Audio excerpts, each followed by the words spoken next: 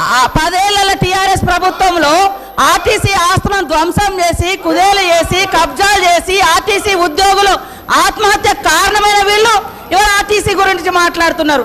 అదే కాకుండా పేదవాళ్ళు ఎక్కేది ఆర్టీసీ బస్సులు. అలాంటి బస్సుల రేట్లు పెంచి ఇవాళ ఆడవాళ్ళు బస్సులలో వస్తే తట్టుకోలేకపోతున్నారు. నేను ఒకటే సూటిగా అడుగుతున్నా, ఆర్టీసీ ఫ్రీ బస్ పెట్టొద్దా?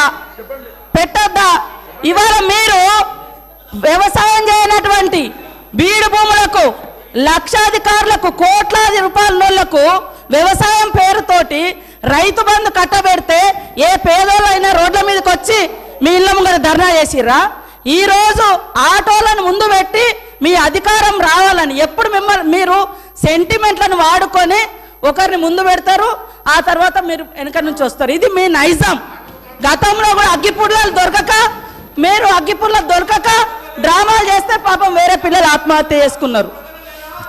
అంటే చేయకూడదా అంటారు. మరి మీరు లక్షల రూపాయలు కోట్ల రూపాయలు ప్రజల మీద అందరి మీద పన్నులేసి ఆ వచ్చిన ధనము రైతు బంధుల పేరుతోటి ఏ పేద మహిళకు ఏ పేదోళ్లకు రూపాయి దక్కలేదు. కానీ మీరు మాత్రము లక్షలు ఎత్తుకున్నప్పుడు ఏ పేదోళ్ళన్న రోడ్ల మీదకి వచ్చి మాకెందుకు ఇవ్వలేదని అడిగించేటట్టుగా మేము రెచ్చగొట్టినామా? ఇవాళ అక్క చెల్లెళ్ళు అడుగుతున్నారు, నెలకు 5-6 వేలు మాకు మిగులుతున్నాయి ఆర్టీసీ బస్ తోటి. అంటే వీళ్ళు ఎందుకు తట్టుకోలేకపోతున్నారో నేను అడుగుతున్నా. మరి ఎక్కడ ఏం దొరకనట్టుగా అదే మాట్లాడుతున్నారు. మొత్తం వీళ్ళు అన్ని తీసేయండి. కాబట్టి ఆర్టీసీ బస్సులలో మహిళలు ప్రయాణం చేస్తే మీకేం ప్రాబ్లం అది చెప్పండి.